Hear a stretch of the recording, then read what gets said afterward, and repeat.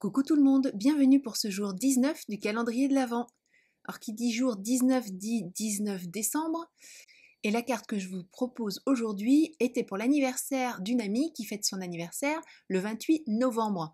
Autant vous dire que j'étais très en retard. Bon, je vous rassure, je ne l'ai quand même pas envoyée pour le 19 décembre, mais elle a dû la recevoir le 16, ouais, bon bref, pas de quoi être très fière.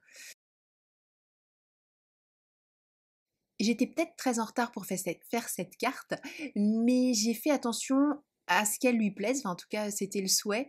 Elle aime les choses très simples, elle aime le bleu et elle aime tout ce qui est feuillage. Pour rester dans quelque chose d'épuré, j'ai fait un fond en utilisant ce magnifique classeur de gaufrage que vous avez déjà vu, qui fait ce gaufrage 3D avec les sapins, que je vais poser tout simplement sur la base de carte.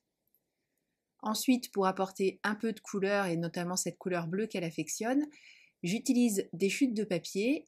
Et pour les découper, je vais choisir deux die différents. Ils auront une forme différente, il y a un rectangle, un carré, et chacun une fausse couture différente également.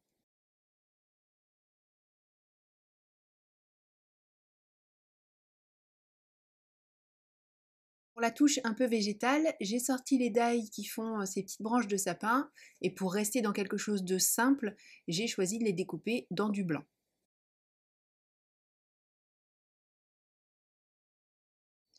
Le sentiment, j'avais envie qu'il s'inscrive vraiment dans un rectangle et je me suis souvenu que chez Simply Graphic, j'avais cette planche avec un sentiment qui dit un anniversaire à fêter. Toujours pour respecter le code bleu-blanc, je l'embosse à la poudre Wow blanche.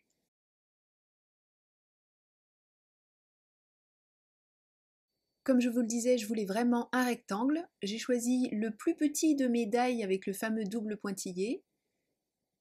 Et comme l'étiquette s'est un peu déformée et que j'ai besoin d'un peu d'épaisseur, je la colle sur un papier 300 grammes, une chute, et je vais la découper, cette chute, pile à la taille du rectangle que j'ai découpé tout à l'heure avec le die.